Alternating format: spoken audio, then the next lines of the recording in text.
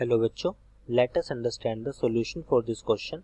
The question says that the potential energy function for force between two atoms in diatomic molecule is approximately given by u of x is a by x raised to power 12 minus b by x raised to power 6, where a and b are constant and x is the distance between the atom.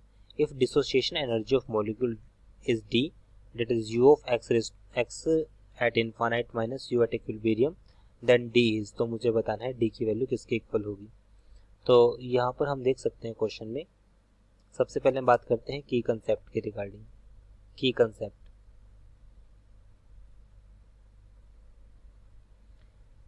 की concept में हम जानते हैं कि जो हमारे पास जो force होता है हमारे पास वो इक्वल होता है rate of change of potential energy, that is minus of D U upon D X. So ये ग्रेडियंट हम बोल सकते हैं, potential energy gradient, rate of change नहीं, पोटेंशियल ग्रेडियंट हम इसको बोलेंगे,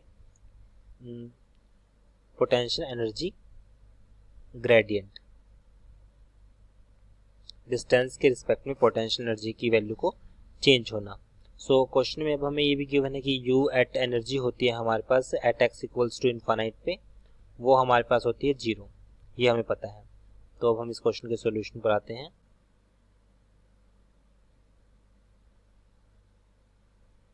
सो एफ जो इक्वल होगा हमारे पास rate of change of X के रिस्पेक्ट में, डिस्टेंस के रिस्पेक्ट में पोटेंशियल एनर्जी का चेंज होना। तो यहाँ से अब हमने इसका डिफरेंशिएशन किया। सो यहाँ से डिफरेंशिएशन करते हैं तो value x raise to power -12 हमारे पास सॉल्व करते हैं। सो -12 कांस्टेंट की तरह आगे आ जाएगा, A divide by x raise to power -12 -1 -13 हो जाएगा। तो यहाँ से एक्स की वैल्यू -13। सिमिलरली बी के केस की अगर मैं बात करूँ, माइनस यहाँ पर है, सो माइनस ऑलरेडी था, माइनस माइनस पॉजिटिव हो जाएगा और यहाँ पे वैल्यू हमारे पास आएगी 6b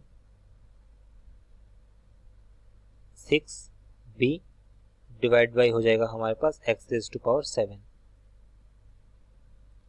x raise to power हमारे पास ये हो जाएगा 7।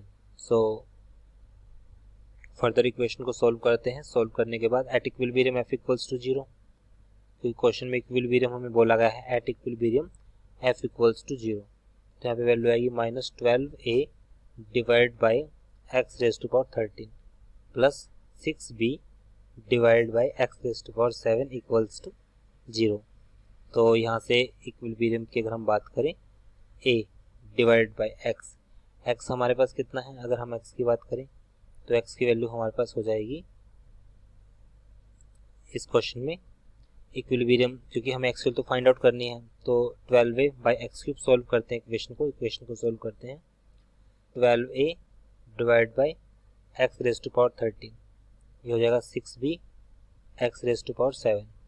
यहाँ से x raise to power 6 equal होगा 2a डिवाइड बाई b, ये हो जाएगा।